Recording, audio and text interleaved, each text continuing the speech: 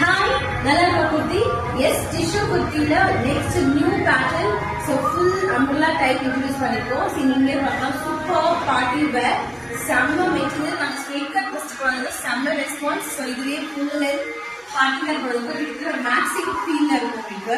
So உங்களுக்கு low portion இது மாதிரி இருக்கும். ஸோ ஃபுல் லென்த் ஹை பார்த்தீங்கன்னா உங்களுக்கு 49 inches இருக்கும்.